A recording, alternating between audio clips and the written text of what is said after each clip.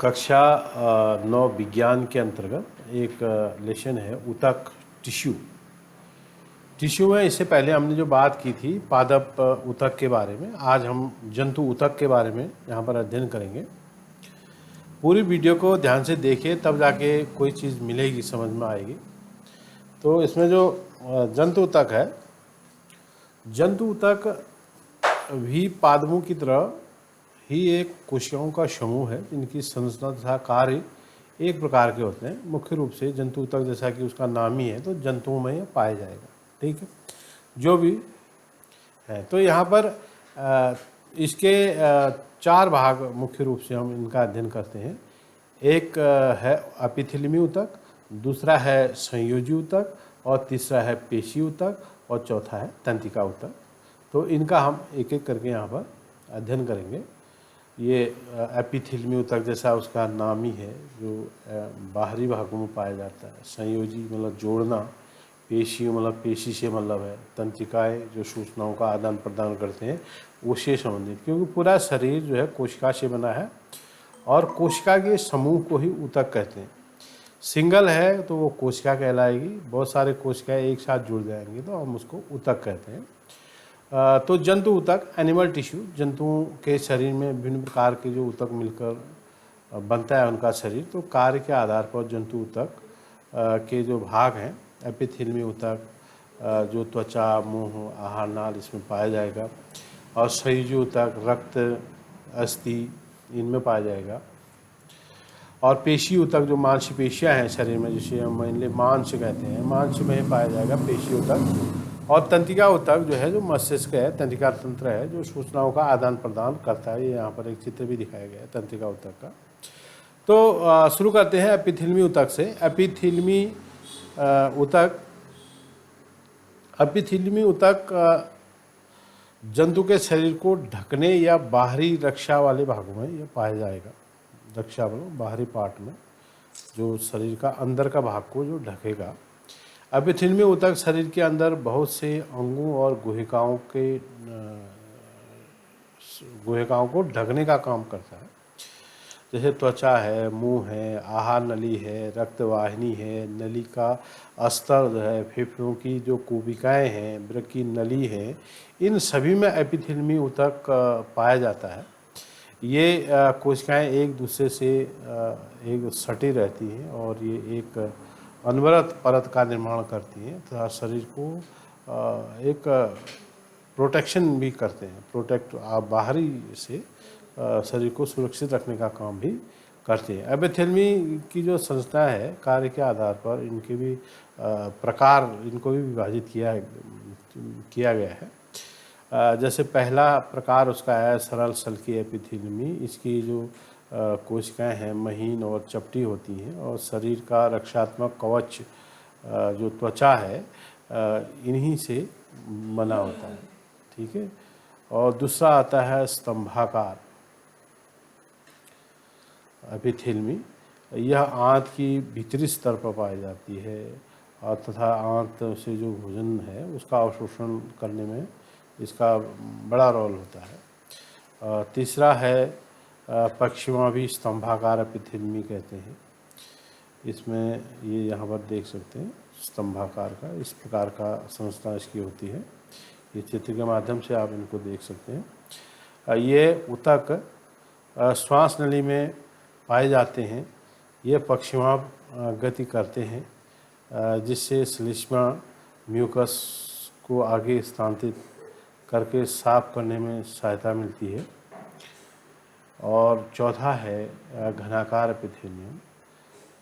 इसमें क्या है, इसकी कोशिकाएं घन के आकार की होती हैं, और यह वृक्क की नली तथा लार ग्रंथियों की नली में का जो लेयर है, अस्तर है, उसका निर्माण करता है तथा उसे यांत्रिक सहायता प्रदान करता है। ये तो एपिथेलियमी ऊतक जो बाहरी भागों में मैंने कहा था वो पाया जाता है। दूसरे टाइप का जो ऊतक है संयोजी ऊतक, जैसा कि उसका नाम ही संयोजी है, मतलब जुड़ने का काम करता है। तो इस ऊतक की कोशिकाएं आपस में कम जुड़ी होती हैं और अंतर कोश की आधात्रिक जो मैट्रिक्स में धसी रहती हैं। जैसे उसमें आता है रक्त है, अस्थि है, स्नायु है, कंडरा है, उपास्थि है। ये शरीर के एक स्थान से दूसरे स्थान पर चीज़ों को जोड़ने का या ले जाने के लिए इसका इस्तेमाल होता है। जैसे रक्त है, रक्त अपने साथ एक तरल संयोजी ऊतक है। रक्त अपने साथ बहुत सारी चीज़ों को इधर से उधर करता है, तो वो आवश्यकी भी होते हैं शरीर के लिए, अनावश्यकी भी चीज़ होते हैं जिनको शरीर से बाहर करने का काम करता है। तो रक्त एक प्रकार का ऊतक है, तरल संयोजी ऊतक कहते हैं। अस्थि उसी प्रकार, अस्थि शरीर में पूरा कंकाल बनाता है, शरीर का एक ढांचा निश्चित करता है। यह ऊतक कठोर तथा मजबूत होता है। तो अस्थि कोशिकाएं जो है कैल्शियम और फास्फोरस की बनी रहती हैं। और उसी तरह जो है स्नायु, स्नायु जिसे लिगामेंट कहते हैं। लिगामेंट जो है हड्डियों,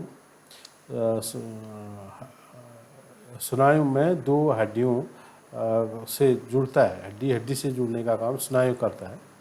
यह भी एक प्रकार का एक संयोजी ऊतक है और यह लचीला और मजबूत होता है। हड्डी से जब हड्डी जुड़ती है तो बीच में जो है ये स्नायु होता है, लिगामेंट।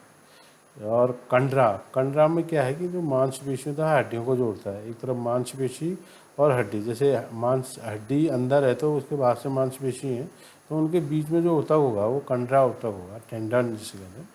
टेंडन, टेंडन क्या है, हड्डियों को मांसपेशियों से जोड़ने का काम करता है। और स्नायु में क्या होता है, हड्डी हड्डी से जोड़ता है।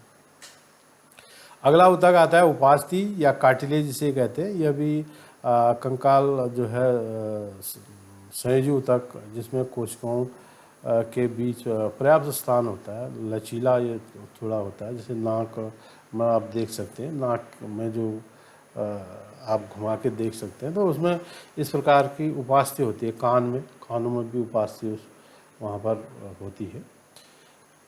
इनमें फ्लेक्सिबिलिटी अधिक होती है। अब एक चीज़ आती है एरियोलर संयोजी ऊतक। एरियोलर ये संयोजी ऊतक जो है त्वचा और मांसपेशियों के बीच रक्त नलिकाओं के चारों ओर तथा नसों और अस्थि मज्जा में पाया जाता है। आंतरिक अंगों को सहारा प्रदान करता है। वसामयी ऊतक होते हैं, त्वचा के नीचे आंतरिक अंगों में के बीच पाया जाता है और वसा संग्रह का कार्य वो करते हैं। यहाँ पर विभिन्न प्रकार के जो रक्त कोशिकाएं हैं उनका चित्र आप देख सकते हैं।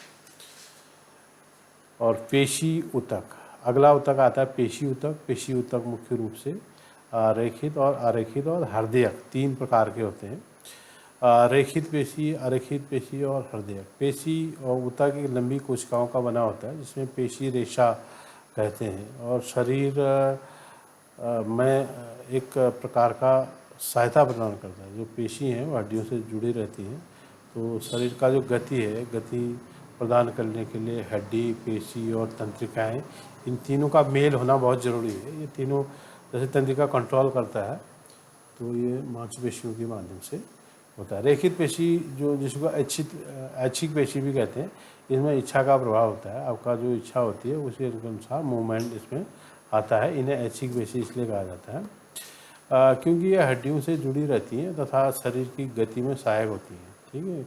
मांसपेशियाँ हल्के तथा गहरे रंगों में एक के बाद एक रेखाओं का एक समूह होता है उसमें, इसीलिए इन्हें रेखित पेशी भी कहते हैं। दूसरा आता है अरेखित पेशी। अरेखित पेशी में क्या होता है कि जो हमारी गति होती है इच्छा के अनुसार नहीं होती है, तो वहाँ पर इनका जैसे आहार नाल है, रक्त नलिका है, हमारी इच्छा का कुछ प्रभाव नहीं पड़ता है इसमें।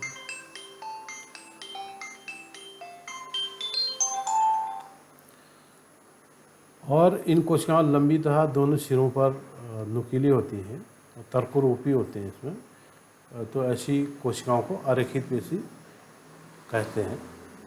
और तीसरी आती है कार्डिक। कार्डिक पेशी जिसे कहते हैं। कार्डिक में हृदय पेशियाँ जीवन भर जो है लयबद्ध होकर प्रसार और संकुचन का काम करते हैं। तो ऐसे में जो कार्डिक या हृदय पेशी उनको कहते हैं। यहाँ पर संस्था उनके देख सकते हैं, धारियाँ हैं, केंद्रक हैं, वो उनका एक चित्र है। और अंत में हम बात करते हैं कि जो तंत्रिका ऊतक है, तंत्रिका ऊतक जो है शरीर में ब्रेन से जुड़े रहते हैं, जो मस्तिष्क से जुड़े हुए हैं, सूचनाओं को ले जाने का काम तंत्रिका ऊतक का होता है। ये तंत्रिका, यहाँ पर न्यूरॉन का एक चित्र बनाया जाता है। ये